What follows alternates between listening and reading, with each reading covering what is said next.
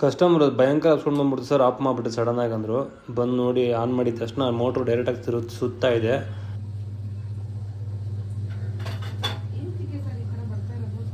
ಹೇಳ್ತೀನಿ madam, check ಮಾಡ್ಬಿಟ್ಟು ಹೇಳ್ತೀನಿ.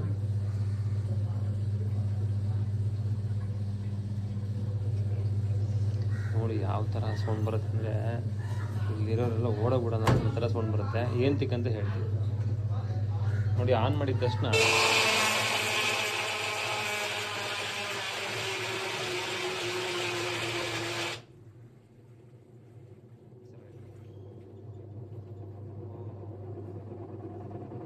ನೋಡಿ ಇವಾಗ ನಾರ್ಮಲಾಗಿ ಓಡ್ತಾ ಇದೆ ಅಲ್ವಾ, ಕರೆಕ್ಟ್ ಅಲ್ವಾ?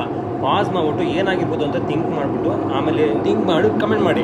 ಯಾರ್ಯಾರು ಏನೇನು ಮಾಡಿದ್ರಿ ಅಂತ ನೋಡ್ಬಿಟ್ಟು ನಾನು ರಿಪ್ಲೈ ಮಾಡ್ತೀನಿ. ಮೊದಲಿಗೆ ಇದು ಡ್ರಮ್ ಪ್ರಾಬ್ಲಮ್ ಆಗಿಲ್ಲ, PCB ಬೋರ್ಡ್ ಪ್ರಾಬ್ಲಮ್ ಆಗಿದೆ, ಕರೆಕ್ಟ್ ಅಲ್ವಾ? ಬೋರ್ಡ್ ಜೊತೆಗೆ ಸಸ್ಪೆನ್ಷನ್ ಕೂಡ ಬ್ರೇಕ್ ಆಗಿತ್ತು. ಸೊ ಬೋರ್ಡ್ ರಿಪೇರ್ ಆಗಿದೆ.